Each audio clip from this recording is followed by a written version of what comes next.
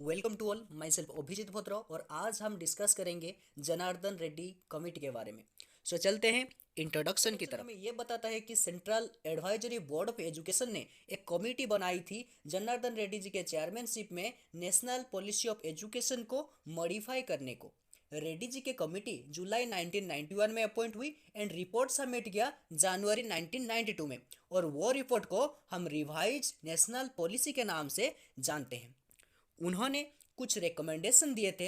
अभी चलते हैं रिकमेंडेशन की तरफ। फर्स्ट रिकमेंडेशन है कॉमन स्कूल सिस्टम।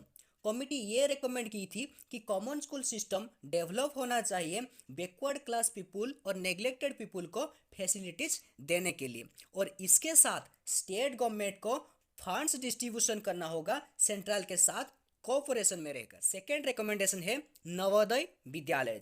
इसमें यह बताया गया है कि देश की हर स्टेट की हर डिस्ट्रिक्ट में नवोदय विद्यालय होना चाहिए और हर साल 50 से ज़्यादा नवोदय विद्यालय खुलना चाहिए, और खर्चा बहुत सेंट्रल और स्टेट को मिलकर वहन करना चाहिए। और कुछ पॉइंट्स यहाँ पर दिए गए हैं, जैसे कि बहुत स्टूडेंट्स और टीचर्स को एग्जामिन करके रिक्रूट करना चाहिए, और एक सेंट्रल कमिटी बननी चाहिए नवोदय विद्यालय की नेचर को डिटरमाइन करने के लिए। थर्ड रिकमेंडेशन है यूनिवर्सल एजुकेशन। इसमें बच्चों के लिए फ्री और यूनिवर्सल एजुकेशन की बात बताई गई है। ड्रॉप आउट रेशियो को घटाने की बात और SC/ST गर्ल्स की कंपलसरी एजुकेशन की बात भी बोला गया। और भी कुछ पॉइंट्स हैं इसमें, जैसे कि at least one primary school with in A radius of 1 kilometre, lot of school bags should be decrease, बच्चों के लिए स्कूल बस की व्यवस्था और घर घर में एजुकेशन के लिए ब्लैक बोर्ड योजना। फोर्थ रिकमेंडेशन है सेकेंडरी एजुकेशन। इसमें कॉमन एजुकेशन स्ट्रक्चर की बात बोला गया है, जो कि है 10+2+3, और सेकेंडरी एजुकेशन को इम्प्रूव और जॉब ओरिएंटेड की बात भी है। फिफ्थ रिकमेंडेशन है यूनिवर्सिटी एजुकेशन। इसमें इंस्टीट्यूशन की एक्सपांसन और कोर्स की रीडिजाइनिंग की बात बोला गया है।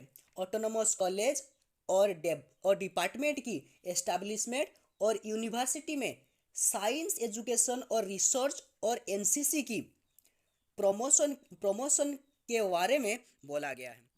सिक्स्थ रिकमेंडेशन है ओपन एजुकेशन। इसमें एस्टैब्लिशमेंट ऑफ ओपन यूनिवर्सिटी और इलेक्ट्रॉनिक मीडिया की इन्वॉल्वशन फॉर ओपन लर्निंग की बात इग्नो को सेटअप किया गया है डिस्टेंस एजुकेशन के लिए, वो भी यहाँ पे मेंशन है। सेवेंथ रिकमेंडेशन है teachers training. Generally teachers training होना चाहिए, किस लिए ना, establishment and strengthening of department of education के लिए, और क्वालिफाइड टीचर्स बनने के लिए 1 ईयर टीचर डिग्री की बात भी यहाँ पर बोला गया है। मतलब एक टीचर को एटलीस्ट 1 ईयर की कोर्स करनी चाहिए। 8th रिकमेंडेशन है वोमेन एजुकेशन। वोमेन एम्पावरमेंट के लिए वोमेन एजुकेशन की जरूरत, और 15 से 35 साल की वोमेन को शिक्षा एंड गर्ल्स के लिए टेक्निकल, वोकेशनल और प्रोफेशनल एजुकेशन की बात यहाँ पे मेंशन। रिकमेंडेशन है एजुकेशन फॉर SC/ST। इस रिकमेंडेशन में SC/ST को स्टाइपेंड की व्यवस्था, ट्राइबल चिल्ड्रेन जो हैं उनको अपनी मदर टंग में शिक्षा और एडल्ट एजुकेशन की बात मेंशन है।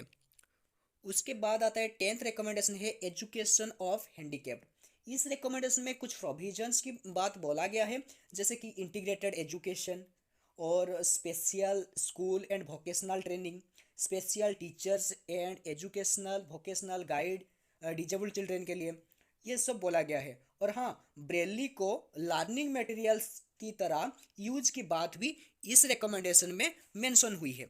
11th रिकमेंडेशन है yearly childhood care and education. इसमें छोटे बच्चों के लिए प्री प्राइमरी स्कूल की एस्टेब्लिशमेंट और एडिक्वेट नंबर ऑफ वर्कर्स की व्यवस्था, बच्चों को सही ध्यान देने के लिए वो सब इस रिकमेंडेशन में बोला गया है। उसके बाद आता है 12th रिकमेंडेशन है वोकेशनल एजुकेशन। इस रिकमेंडेशन में vocational guidance, apprenticeship training and girls के लिए वोकेशनल एजुकेशन की बात मेंशन। उसके बाद आता है 13th रिकमेंडेशन है टेक्निकल एजुकेशन। ये रिकमेंडेशन में बताया गया था कि टेक्निकल एजुकेशन की आवश्यकता को पूरा करने के लिए all India counselling of technical education appoint होना चाहिए by the central and state government. 14th recommendation है फिजिकल एजुकेशन। इस रिकमेंडेशन में योगा और फिजिकल एजुकेशन को पर डे 45 मिनट के लिए कारिकुलम में इंक्लूड करने को और योगा स्पोर्ट्स और गेम के लिए स्पेशल इंसेंटिव की बात बोला गया है।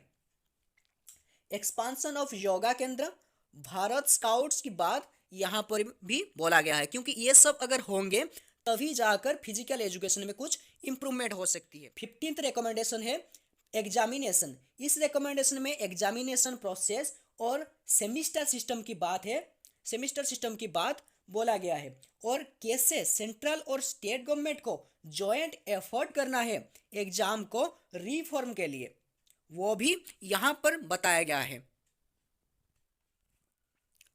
16th रिकमेंडेशन है रूरल इंस्टीट्यूशन।